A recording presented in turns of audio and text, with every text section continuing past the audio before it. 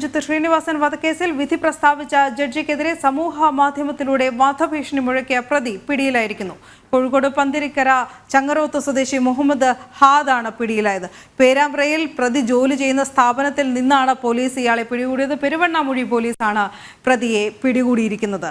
അരുൺ കൂടുതൽ വിവരങ്ങൾ നൽകും. അരുൺ, വിശദാംശങ്ങൾ.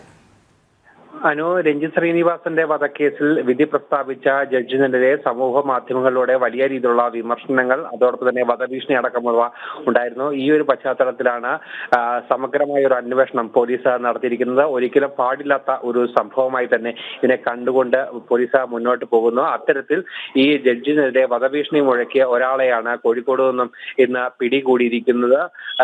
പന്തിരങ്കര സ്വദേശി മുഹമ്മദ് ഹാദിനെയാണ് പെരുവണ്ണാപ്പുഴി സർക്കിൾ ഇൻസ്പെക്ടർ ഹൻദാസിന്റെ നേതൃത്വത്തിലുള്ള സംഘം പിടികൂടിയത്. പേരാമ്പ്രയിൽ പ്രതി ജോലി ചെയ്യുന്ന സ്ഥലത്ത് എത്തിയായിരുന്നു ഇയാളെ പിടികൂടിയിരുന്നത്. രഞ്ജിത്ത് ശ്രീനിവാസ വധക്കേസിൽ വിധി പ്രസ്താവിച്ച ആലപ്പുഴ സെഷൻസ് ജഡ്ജ് PG ശ്രീദേവിയെ വധിക്കണം എന്നുള്ളതായിരുന്നു ആ ഒരു തരത്തിലുള്ള പ്രതികരണമായിരുന്നു ഇയാൾ ഫേസ്ബുക്കിലൂടെ മുന്നോട്ട് വെച്ചത്. ഇത് സമൂഹ മാധ്യമങ്ങൾ നിരീക്ഷിക്കുന്ന സൈബർ വിഭാഗം ഇത് കൃത്യമായി കണ്ടെത്തുകയും പരാതിയുടെ അടിസ്ഥാനത്തിൽ ഇയാളെ അറസ്റ്റ് ചെയ്യുകയുമായിരുന്നു. എന്തായാലും കൂടുതൽ ആളുകൾക്ക് എതിരെ ഇത്തരത്തിലുള്ള നടപടികൾ ഉണ്ടാകുമെന്നാണ് പോലീസ് അറിയിക്കുന്നത്.